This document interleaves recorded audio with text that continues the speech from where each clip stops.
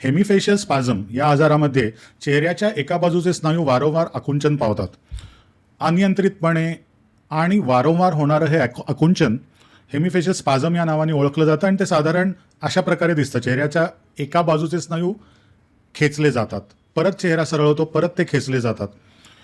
हा आजार बरा व्हावा म्हणून जी MVD शस्त्रक्रिया आहे त्या MVD शस्त्रक्रियेचं केंद्र 2005 साली आम्ही पुण्यामध्ये सुरू केलं आणि ते केंद्र सुरू केल्यापासून गेल्या अनेक वर्षांमध्ये या विषयांवरचे निरनिराळे रिसर्च प्रोजेक्ट्स आम्ही हाती घेऊन पूर्ण केले. अनेक पेशंटना या शस्त्रक्रियेने दिलासा मिळाला आणि गेल्या आठवड्यातच 650वी शस्त्रक्रिया आम्ही पार पडली. आमच्या हेमिफेशियल स्पॅझम सेंटरमध्ये जे या शस्त्रक्रियेचे रिझल्ट्स आहेत ते हळूहळू सुधारत जाऊन आता 99% पोचलेले आहेत. म्हणजे ऑपरेशन केलेल्या पेशंटपैकी 99% लोक बरे होतात, त्यांचे स्पाझम जातात आणि हा विषय लोकांपर्यंत पोचावा, हा आजार काय आहे हे कळावं, यासाठी सुद्धा आम्ही अनेक वर्ष कार्यरत आहोत. 2021 साली डिसेंबर महिन्यामध्ये अशाच लोकशिक्षणार्थ एक मुलाखत झाली होती झी TV वर आणि या 650 केसेस पूर्ण होण्याच्या निमित्ताने आज मी पुन्हा ती मुलाखत तुमच्यासमोर पुढे मांडतो आहे. या मुलाखतीत या विषयाशी संबंधित अनेक प्रश्न विचारले गेले, त्यातनं लोकशिक्षण निश्चितच होईल याची मला खात्री आहे. नमस्कार, मी मधुरा हितगुज. या आमच्या खास कार्यक्रमात आपलं स्वागत. या कार्यक्रमात आपण विविध विकारांवर चर्चा करून उपचार पद्धतींविषयी तज्ज्ञांकडून अधिक माहिती जाणून घेत असतो आणि आज आपण हेमिफेशियल स्पाझम ह्याविषयी अधिक चर्चा करणार आहोत आणि ह्याविषयी आपल्याला मार्गदर्शन करणार आहेत ह्या विषयातील तज्ज्ञ डॉक्टर जयदेव पंचवाघ. विषयाला सुरुवात करण्यापूर्वी मी डॉक्टर जयदेव पंचवाघ यांचं आमच्या स्टुडिओमध्ये स्वागत करते. नमस्कार डॉक्टर.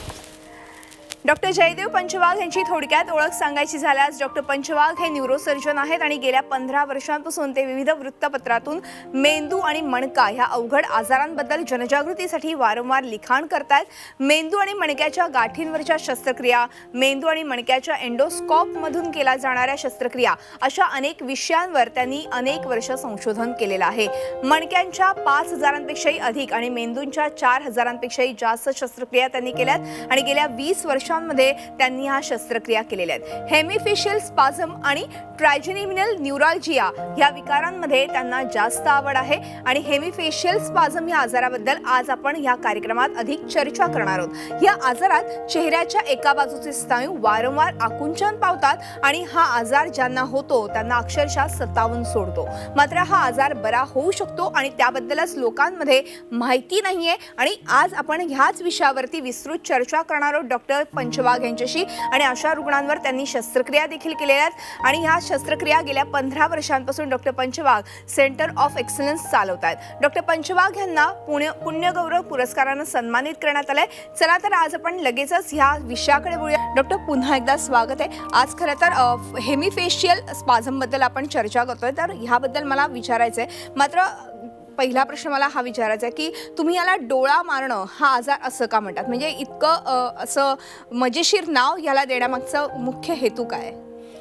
याचं कारण असं आहे की हा आजार जरा विचित्र आहे. नेहमी आपण जे आजार बघतो हाडांचे किंवा इतर मेंदूचे आजार, ब्रेन ट्युमर्स, याच्यापेक्षा हा आजार फार वेगळा आहे. आणि मी तुम्हाला एक साधी क्लिप दाखवतो.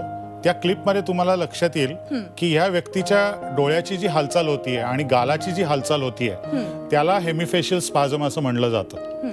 म्हणजे अगदी थोडक्यात सांगायचं म्हणजे की एका बाजूचा डोळा लवायला लागतो आणि त्याच बाजूचा गाल सुद्धा त्या बाजूला खेचला जायला लागतो. म्हणजे मी जसं तुम्हाला आता करून दाखवतोय असं असं असं व्हायला लागतं. बरोबर. तर ही अत्यंत विचित्र हालचाल असते. आणि आमच्याकडे एक पेशंट काही वर्षांपूर्वी आली होती. बिचारी ती त्रस्त होती आणि सर्जरीने ती बरी झाल्यानंतर तिने मला सांगितलं, डॉक्टर ॲक्च्युली मी एका कंपनीत सेक्रेटरी आहे. बऱ्याच वेळेला हाय प्रोफाईल लोक येतात, मी त्यांना कंपनी दाखवायला घेऊन जाते आणि त्यांच्याशी बोलताना मला सारखं असं असं होतं आणि ते फार विचित्र दिसतं. आणि ते वेगळं सांगायचं कारण नाही, ती तशी थोडीशी दिलखुलास स्त्री होती आणि ती मला म्हणली की सर डॉक्टर मला अक्षरशः असं वाटतं, लोक म्हणतात तुम्ही डोळा मारताय का काय. तेव्हा मला असं वाटलं की आपल्याला मजेशीर जरी वाटलं तरी ती फारच त्रस्त झाली होती. आणि जेव्हा मी या विषयावर लेख लिहिला त्यावेळेला मी विचार केला की हेमिफेशियल स्पाझम याला मराठीत प्रतिशब्द नाही. मग लोकांना हे चटकन कसं कळावं बरोबर. म्हणून मी ऍक्च्युली या शब्दाचा उपयोग केला. अगदी डॉक्टर, खरं तर हा आजार असा वेगळा आजार आहे. हा काही लोकांमध्ये जेव्हा दिसायला लागतो तेव्हा पटकन लक्षण तर आपल्याला समोर दिसतं, कारण की म्हणजे हे आपण स्वतः ऑब्झर्व करू शकतो आरशामध्ये बघून. पण मग जेव्हा तुमच्याकडे येतात तेव्हा हा आजार नेमका कशामुळे होतो हा प्रश्न तर तुम्हाला नक्कीच पेशंट विचारत असेल, तर त्याविषयी काय सांगाल? हा आजार वेगवेगळ्या कारणांमुळे होऊ शकतो, पण ह्या कारणांपैकी जवळजवळ 98% कारणं 98% लोकांमध्ये जे कारण आपल्याला दिसतं त्याविषयी मी जास्त तुम्हाला सांगणार आहे.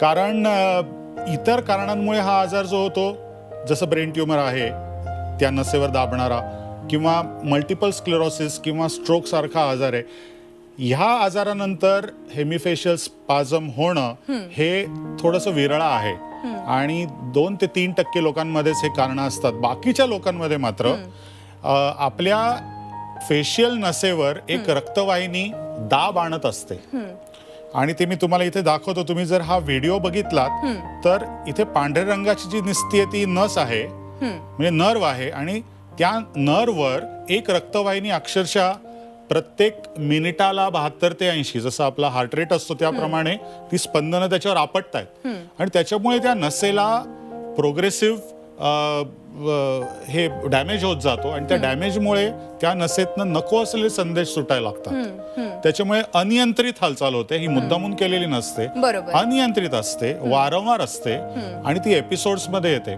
थोडा वेळ होतं परत बंद होतं, थोडा वेळ होतं परत बंद होतं. मात्र जसे दिवस जातील तसा हा दाब वाढत जातो, कारण ही जी रक्तवाहिनी आपण बघितली आता, ती रक्तवाहिनी महिने वर्ष जाईल तशी लांब होत जाते. त्याच्यामुळे त्या नसेत ती खोलवर रुतत जाते. आणि हे जे रुतणं असतं ते कुठे असतं तर ज्या ठिकाणी ती नस मेंदूतून बाहेर येते त्या ठिकाणी ती रक्तवाहिनी रुतलेली असते आणि तो भाग विशेषतः नाजूक आणि हळवा असतो. त्यामुळे ही स्पंदनं आपटल्यामुळे तिथे तो जास्त हळवेपणा असल्यामुळे हे प्रकार सुरू होतात. बरोबर. आता तुम्ही म्हणालात तसं की साधारणपणे हा प्रकार कसा सुरू होतो किंवा हा आजाराचं लक्षणं कशी सुरू होतात हे तुम्ही सांगितलं. मात्र ह्याच्यावरती उपचार नाही असं अनेकांना वाटतं. मात्र आज आपण खरं तर ह्या उपचारांबद्दलच चर्चा करणार आहोत, कारण की ह्याच्यावरती उपचार आहेत आणि खूप चांगल्या पद्धतीचे उपचार आहेत. तर या उपचारांबद्दल काय सांगाल? बऱ्याच वेळेला या पेशंट्सना सुरुवातीला नीट डायग्नोसिस होत नाही. कोणीतरी जवळचा मित्र म्हणतो की अरे तुझा डोळा थोडासा लवतोय एका बाजूला, मग त्याच्यावर सुरुवातीला विनोद होतात, मग टाळलं जातं त्याबद्दल बोलणं. काही दिवसांनी मात्र त्या व्यक्तीच्या लक्षात येतं की अरे हे गंभीर प्रकरण आहे, कारण डोळ्यापासून आता खालचा गाल पण हालायला लागलाय आणि गाल हालायला लागलाय तर तिथपर्यंत ठीक आहे, पण आता तोंड पण ओढलं जायला आणि त्यावेळेला ती व्यक्ती कोणाकडे जाऊन विचारते की हे काय आहे. आयदर डोळ्याच्या डॉक्टरांकडे असेल किंवा कॉस्मेटॉलॉजिस्टकडे असेल, विविध लोकांकडे लोक जातात, कारण त्यांना नक्की माहिती नसतं की हा प्रकरण काय, कारण हे बघितलेलं नसतं, आपण ऐकलेलं नसतं. तर हा डायग्नोसिस व्हायलाच वेळ लागतो.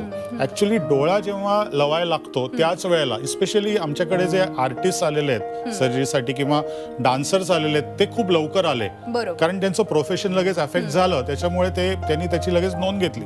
पण इतर लोक खूप भटकतात त्याच्यासाठी. मग त्यांना कोणीतरी सांगतात एक प्रकारचं इंजेक्शन आहे, एक बॅक्टेरियापासून तयार केलं जाणारं टॉक्सिन आहे, त्याला बॉट्युलिनम टॉक्सिन म्हणतात. तर ते टॉक्सिन काही ठिकाणी काही आजारात वापरलं जातं. आता ते टॉक्सिन जर या मसलमध्ये टोचलं तर तात्पुरते ते मसल्स बधीर होतात किंवा पॅरलाइज होतात. 2 ते 3 महिने त्याचा इफेक्ट टिकतो आणि त्यानंतर परत ते स्पाझम सुरू होतात. पण ते स्पाझम सुरू झाले की अधिक तीव्रतेने सुरू होतात.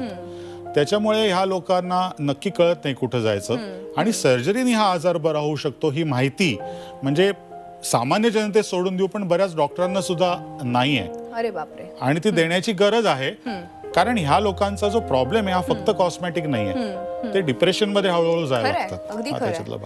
कारण आपल्या चेहऱ्यामध्ये जर बदल झाला, कुठेतरी व्यंग आलं तर नक्कीच कुठेतरी डिप्रेशन मध्ये ती व्यक्ती जाऊ शकते आणि एका खोलीमध्ये ते स्वतःला कोंडूनही घेऊ शकतात किंवा त्यांच्यामध्ये आत्महत्येसारखे विचारही येऊ शकतात. डॉक्टर, ह्याच निमित्ताने अजून एक महत्वाचा प्रश्न, कारण की ह्या सगळ्याचं निदान नेमकं कसं करायचं, ह्याच्यासाठी काही निदानाचा उपचार काय आहे पद्धती, त्याबद्दल काय सांगाल? नशिबाने गेल्या 10 वर्षामध्ये MRI हे जे हा जो प्रकार आहे ज्याच्यानी आपण डायग्नोसिस करतो, जसं CT स्कॅन आहे. MRI हा मॅग्नेटिक रेझोनन्स इमेजिंग म्हणजे मॅग्नेटिक वेव्हजवर आधारित हे आहे. आणि MRI वर विशिष्ट सिक्वेन्समध्ये आणि त्यातल्या तज्ज्ञ रेडिओलॉजिस्टनी नीट त्याचा अभ्यास केला आणि न्यूरोसर्जन आणि रेडिओलॉजिस्ट मिळून तो बघितला गेला MRI, तर ह्याचं निदान 99.99% लोकांमध्ये निश्चित होऊ शकतं.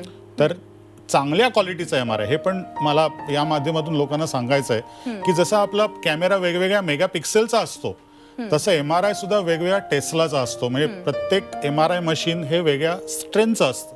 ते आधी विचारायला पाहिजे की कुठल्या प्रकारची स्ट्रेंथ आहे आणि मग MRI करून घ्यायला पाहिजे. बरोबर. पण त्याच्यावर याचं निदान होऊ शकतं. बरोबर, म्हणजे MRI काढून आपण याचं निदान करू शकतो आणि नंतर उपचारही करू शकतो आणि खूप चांगल्या उपचार पद्धती आहेत. पण मग हे उपचार नेमके कुठले आहेत, कुठल्या प्रकारच्या उपचारांपासून सुरुवात होते त्याविषयी?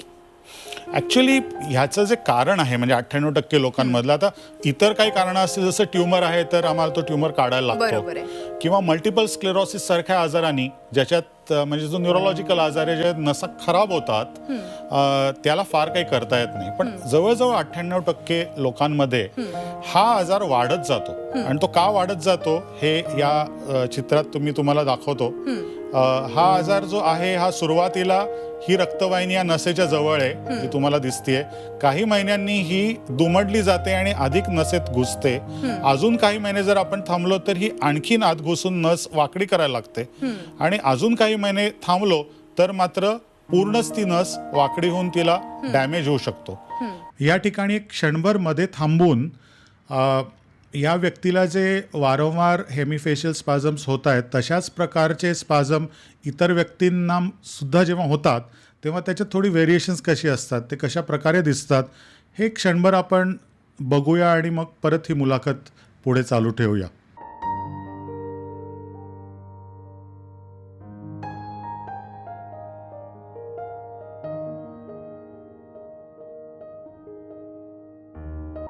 तर सुरुवातीला जेव्हा ही सुरुवात होते म्हणजे आजाराची, त्यावेळेला समजा या नसेवर दाब आहे, डोळ्याच्या जवळ तुम्हाला स्पाझम दिसत आहेत इथे क्लिअरली. त्याच्यानंतर हा दाब वाढला, ते स्पाझम वाढतात, हे जास्त सिव्हिअर स्पाझम आहेत. आणखीन जर दाब वाढला तर अशा प्रकारचे स्पाझम होतात. म्हणजे थोडक्यात सांगायचा मुद्दा याच्यातला असा आहे की हा आजार प्रोग्रेसिव्ह आहे, हे आधी समजून घेणं गरजेचं आहे. ज्यांच्यामध्ये हा दाब असतो त्यांच्यात हा आजार प्रोग्रेसिव्ह आहे.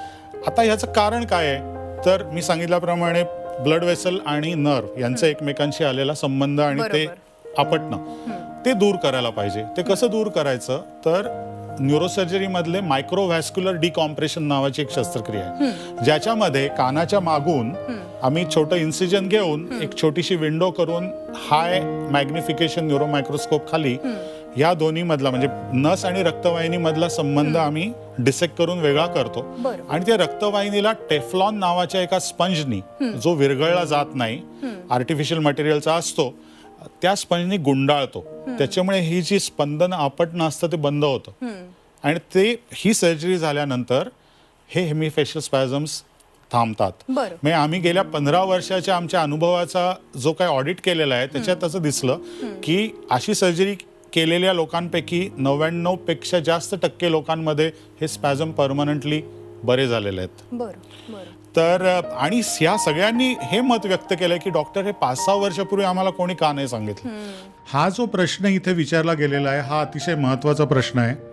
आणि हा प्रश्न आमच्या MVD सर्जरी सेंटर फॉर हेमिफेशियल स्पॅझममध्ये जे नवीन पेशंट्स येतात जवळजवळ प्रत्येक पेशंट हा प्रश्न मला विचारतो. आणि म्हणून मला वाटतं ह्याचं उत्तरसुद्धा अत्यंत महत्त्वाचं आहे आणि ते आपण लक्षपूर्वक ऐकूया.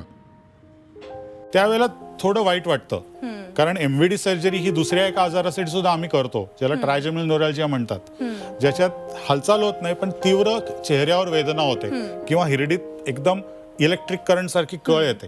तर त्याला सुद्धा MVD सर्जरी करतो, पण ती वेगळ्या नसेवर. तेही लोक हेच म्हणतात की डॉक्टर हे आम्हाला आधी कोणी का सांगितलं नाही. आणि म्हणून मला असं वाटतं की जी टीम ह्याच्यावर इतके दिवस कॉन्सन्ट्रेटेड काम करते त्यांनी हे लोकांसमोर मांडलं पाहिजे. बरोबर आहे, अगदी. डॉक्टर, खरं तर फार महत्त्वाचा मुद्दा आणि महत्त्वाचा विषय तुम्ही घेतलेला आहे, कारण की बऱ्याचदा असं होतं की एखाद्या आजारावरती औषध नाही ही एक संकल्पना डोक्यामध्ये आपल्या असते आणि ही आता तुम्ही या सगळ्याच्या निमित्ताने दूर केलेली, कारण की शस्त्रक्रियेच्या माध्यमातून आपण हा आजार आहे तो नक्कीच दूर करू शकतो. ज्यांना कोणाला हेमिफेशियल स्पाझम सारखा आजार असेल किंवा त्यांनी तुम्ही त्रस्त असाल तर तुम्ही घाबरून जाऊ नका. आपल्याकडे त्याच्यावरती खूप चांगल्या उपचार पद्धती आहेत. जसं आता डॉक्टरांनी MVDचा उल्लेख केला, MVD ही शस्त्रक्रिया केली तर नक्कीच ह्या आजारातून तुम्ही बरे होऊ शकाल. बऱ्याचदा अशा पद्धतीचे हे जे आजार असतात त्याने मानसिक त्रास जास्त होतो शारीरिक त्रासापेक्षा, आणि त्यामुळे अगदी आत्महत्येसारखे विचारही अनेक पेशंटच्या मनात येऊन गेलेले आहेत. तर नक्कीच जर का तुम्हाला किंवा तुमच्या आजूबाजूला असे काही पेशंट तुम्हाला दिसत असतील तर त्यांना नक्कीच खाली दिलेल्या नंबरवरती संपर्क साधायला सांगा. आणि ह्या सगळ्या आजारावरती शस्त्रक्रिया हा एकमेव उपचार आपल्याकडे उपलब्ध आहे. त्याबद्दल आज आपण खरं तर चर्चा करतोय डॉक्टरांशी. आपण पुन्हा एकदा चर्चेकडे वळूया. डॉक्टर, जेव्हा MVD शस्त्रक्रियेबद्दल आता तुम्ही म्हणालात, ही शस्त्रक्रिया कशा पद्धतीने केली जाते आणि या शस्त्रक्रियेचा पूर्ण आयुष्यभर फायदा राहू शकतो का? हो, शस्त्रक्रिया करायला आमच्याकडनं देशाच्या वेगवेगळ्या भागातनं लोक येतात, तसंच जगाच्या वेगवेगळ्या भागातनं लोक येतात. म्हणजे मला सांगायला अभिमान वाटतो की आमच्या टीमकडे असे काही पेशंट्स आलेले आहेत अगदी प्रगत देशातून, म्हणजे काही अमेरिकेतून आलेत, इंग्लंडमध्ये, फक्त थर्ड वर्ल्ड कंट्रीमधले पेशंट येतात असं नाही आहे. याचं कारण त्या भागामध्ये सुद्धा याविषयी जे ज्ञान आहे ते थोडं सीमित आहे.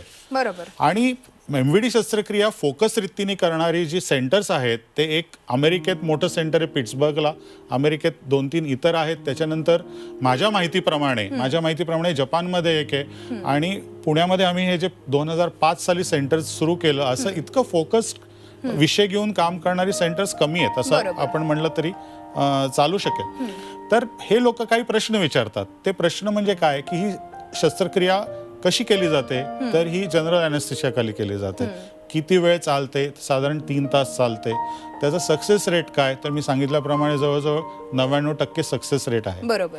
कुठल्याही शस्त्रक्रियेत, मेंदूची असेल, हृदयाची असेल, पोटाची असेल, अजून एक प्रश्न येतो म्हणजे शस्त्रक्रियेत रिस्क असतात का. तर मी त्यांना असं सांगतो की एक वाक्य आहे प्रसिद्ध की everything under the sun including the sun is risky. कारण सूर्यामुळे कॅन्सर झालेला पण आपल्याला माहिती आहे अल्ट्राव्हायोलेट रेजमुळे. तर प्रत्येक गोष्टीमध्ये ही बारीक रिस्क ही असते. म्हणजे 10,000 लोकांमध्ये एखादा किंवा अशा टाईपची रिस्क असू शकते. ती रिस्क आम्ही व्यवस्थित समजावून सांगतो, आणि हा चॉईस शेवटी पेशंटला करायला आम्ही पूर्ण मुभा दिलेली असते. कारण त्याचं आयुष्य इतकं अफेक्ट झालेलं असतं की दुसऱ्या बाजूची जी रिस्क आहे तसंच जगण्याची, ती त्याला नकोशी झालेली असते. आता डॉक्टर, तुम्ही म्हणालात तसं की शस्त्रक्रिया हा एकमेव उपचार आहे आणि त्याचा नक्कीच फायदा होतो. एकमेव उपचार परमनंटली क्युअर करण्यासाठी. हा, बरोबर आहे. पण मग बऱ्याचदा असं होतं की एका बाजूलाच हे होतं, तर बऱ्याच लोकांमध्ये असा एक समज असेल की मला फेशियल कुठेतरी इश्यू झालाय किंवा फेशियल आपण म्हणतो ना लकवा आलेला आहे, लागलाय, असं होतं का? किंवा मग दुसऱ्या बाजूला पण होऊ शकते इन फ्युचरमध्ये? हो, हा प्रश्न बरोबर आहे. काही लोकांना, म्हणजे आमच्या सिरीजमध्ये 2 ते 2.5% लोकांना दोन्ही बाजूला हेमिफेशियल स्पाझम झालेला आहे. पण एकाच वेळी दोन्हीकडे झालेला मी आतापर्यंत बघितलेला नाही 15-16 वर्षात. पण एकानंतर एक काही महिन्यांनी, वर्षांनी दुसऱ्या बाजूला झालेला मी पाहिलाय. पण हे रेअर आहे, हे इतकं कॉमन नाही आहे. डॉक्टर, अजून एक महत्त्वाचा प्रश्न, कारण की आता आपण खरं तर अनेक पेशंट तुमच्याकडे येऊन ही ट्रीटमेंट घेऊन गेलेले आहेत, तर मग ह्या ट्रीटमेंटचे अनुभव काय सांगाल? कशा पद्धतीचे अनुभव असतात आणि जेव्हा तुमच्याकडे येतात तेव्हा त्यांना कुठल्या कुठल्या गोष्टींना सामोरं जावं लागतं? कारण की आत्ता आपले जे प्रेक्षक बघत असतील आणि त्यांना देखील अशा पद्धतीचा त्रास असेल तर नक्कीच हा त्रास आपण MVD शस्त्रक्रियेच्या माध्यमातून दूर करू शकतो. त्याबद्दल हे जे अनुभव आहेत हे सुरुवातीला, म्हणजे पेशंट बरा व्हायच्या आधी त्याच्याकडे बघून जेव्हा मी ऐकत असतो तेव्हा मला ते मजेदार वाटतात, पण खूप दुःखदायक पण ॲट द सेम टाइम वाटतात. याचं कारण असं, मी तुम्हाला मगाशी एक उदाहरण दिलं की एक सेक्रेटरी सांगत होती, ती थोडीशी बिंदास्त होती, त्याच्यामुळे ती म्हणली, लोक म्हणायचे तू डोळे मारतेस, ती जरा हसत हसत म्हणली. पण ऍक्च्युली अशा काही घटना घडलेल्या आहेत की असं समजून की ही व्यक्ती डोळे मारतीये, विचित्र इशारे करतीये. म्हणजे ह्याच्यातच घडलेली, मुलुंडलाच घडलेली गोष्ट आहे की एका बस स्टॉपवर एका माणसाला लिटरली लोकांनी मारलेलं आहे, अशी घटना घडलेली आहे. एक स्त्री आमच्याकडे आली होती, ती सांगत होती की डॉक्टर आता माझं वय 60 वर्ष झालं, मी विचार केला की होऊ देत स्पाझम, पण मी खाली सोसायटीत चालायला गेले होते तर तेवढ्यात मुलं म्हणली अरे आंख मारने वाले चाची आ गई. ते ऐकून मी ताबडतोब निघून इथे पुण्याला तुमच्याकडे आले. बरोबर. तर हे ऐकताना थोडं मजेदार वाटतं, पण त्या लोकांसाठी आहे. एक गुडगावहून आली होती आमच्याकडे पेशंट, तर तिचा नवरा ती बरी झाल्यावर अक्षरशः रडायला लागला. म्हटलं काय झालं तुम्हाला? तर तो म्हणला नाही, ही गेली 5 वर्ष पूर्ण दार बंद करून खोलीच्या आत बापरे बसलेली असते. बापरे, म्हणजे इतकं खरं तर डिप्रेशन ह्या आजारामुळे आजाराने येऊ येऊ शकतं. आतापर्यंत तुम्ही ट्रीटमेंट केलेले अनेक रुग्ण आहेत, त्यांच्या काही प्रतिक्रिया आपल्यापर्यंत पोहोचल्यात, आपण जाणून घेऊया का? हो नक्की. काही रुग्ण आधी ऑपरेशन करायच्या आधीचे हेमिफेशियल स्पॅझम्स ह्या वाराणसीहून आलेल्या एक आमच्या पेशंट होत्या, ह्या बरे झाल्यावर पूर्ण स्पॅझम गेल्यावर जो कॉन्फिडन्स परत येतो तो दिसतो. आता ह्या व्यक्तीला डाव्या बाजूला स्पॅझम आहेत, बोलताना दिसत आहेत, आणि हे ऑपरेशन नंतर घेतलेलं त्याचं हे आहे, व्हिडिओ आहे, स्पॅझम गेलेला आणि आनंदी. आता ही व्यक्ती जर समजा बँक मॅनेजर असेल आणि तुम्ही लोन घ्यायला गेलात तर कसं वाटलं असतं. खरंय. तर आता हे सर्जरी नंतर त्या व्यक्तीचं हे पिक्चर आहे. ह्या व्यक्तीला इथे हेमिफेशियल स्पॅझम, जे मी डोळे मारण्याचा आजार म्हणतो तशा टाईपचं वाटण्यासारखे हालचाली होतात. हे ऑपरेशन झाल्यानंतरची त्याची हे आहे, क्लिप आहे. ही एक स्त्री होती जिला खूप सिव्हिअर हेमिफेशियल स्पॅझम होते, आणि सर्जरी नंतर ते हेमिफेशियल स्पॅझम पूर्णपणे गेले, आणि त्याच्यानंतर ती अनुभव सांगते तिचे की काय काय अनुभव आयुष्यात आले. बरोबर. ही व्यक्ती अशीच बाहेरच्या देशातून आपल्याकडे आली होती सर्जरीसाठी, आणि हे सर्जरी नंतर 5 दिवसानंतरच घेतलेलं हे आहे. अत्यंत हसणारा आणि चेहऱ्यातच फरक तुम्हाला फरक इमिजिएटली पडतो. दिसेल. खरंय, खरंय. ही एक गृहिणी आहे, आणि ही सर्जरी नंतर स्पॅझम गेल्यानंतरची क्लिप आहे, आता तुम्ही बघताय ती. तर अशा ही अजून एक क्लिप तुम्हाला अगदी स्पष्टपणे दिसणारी आहे, आणि हे ऑपरेशन नंतर घेतलेली क्लिप आहे. अगदी. म्हणजे थोडक्यात आपण ऑपरेशन नंतर खूप चांगल्या पद्धतीने आपला चेहरा होऊ शकतो, आणि अर्थातच या आजारातून आपण मुक्त होऊ शकतो. खरं तर हा विकार आहे, आणि या विकारांपासून मुक्तता मिळवायची असेल तर शस्त्रक्रियावरती आपण शस्त्रक्रिया हा एक पर्याय आहे आपल्याकडे, आणि MVD सारख्या शस्त्रक्रियेमुळे नक्कीच त्याचा फायदा झालाय. एक शेवटचा आणि महत्त्वाचा प्रश्न, ह्या सगळ्याची प्रेरणा तुम्हाला कुठून मिळाली? कारण की हा आजारावरती आज ट्रीटमेंट करण्याची गरज म्हणजे खरं तर आहे, तर त्याबद्दल. याची प्रेरणा मिळण्याचं एक कारण ॲक्च्युली ट्रायजेमिनल न्यूरॅल्जियाच्या एका गोष्टीत दडलेलं आहे. कारण ट्रायजेमिनल न्यूरॅल्जियासाठी सुद्धा आम्ही MVD सर्जरी करतो. तर 2005 साली आमच्याकडे एक पेशंट आला होता, आणि ट्रायजेमिनल न्यूरॅल्जियात मी तुम्हाला सांगितल्याप्रमाणे भयंकर कळ येते, हालचाल होत नाही पण कळ येते, आणि कळ आल्यामुळे चेहरा असा होऊ शकतो. ती कळ इतकी तीव्र असते की त्याला सुइसाइड डिसीज जगभर म्हणलं जातं ॲक्च्युली. तर तो हातात त्याच्या एक कीटकनाशकाची बाटली घेऊन आला, आणि तो म्हणला की मी आत्महत्या करायचं ठरवलेलं आहे, तर पण तुम्ही बरा हा लास्ट चान्स आहे. आणि तो सिरियस होता, म्हणजे एखाद्या हिंदी सिनेमासारखी ती गोष्ट माझ्यासमोर घडत होती माझ्या क्लिनिकमध्ये. तर सर्जरी केल्यानंतर त्यांनी मला सांगितलं, डॉक्टर मी IITचा इंजिनियर आहे, आणि माझं या आयुष्याने वाट लावलेली, तर तुम्ही प्लीज याच्यासाठी काहीतरी करा. तिथनं MVDची सुरुवात झाली, आणि मग हेमिफेशियल स्पॅझमचे लोक मला भेटले, आणि त्यांनी सुद्धा अशाच स्टोरी सांगितल्या. तेव्हा मी असा विचार केला की एक सेंटर ऑफ एक्सलन्स भारतात असायला पाहिजे. बरोबर आहे. आणि फक्त भारतीय लोकांसाठी नाही तर बाहेरच्या लोकांसाठी सुद्धा त्यांनी काम करायला पाहिजे. तिकडनं या सगळ्या विचाराची खरं तर सुरुवात झाली. आणि मला वाटतं की हेमिफेशियल स्पाझम वरती आता खूप चांगल्या उपचार पद्धती उपलब्ध आहेत, त्यामुळे घाबरून जाऊ नका. अशा प्रकारच्या आजारावर आपण उपचार करू शकतो. डॉक्टर, खूप छान माहिती तुम्ही या हेमिफेशियल स्पाझम बद्दल दिली, त्याबद्दल मनपूर्वक आभार. थँक्यू.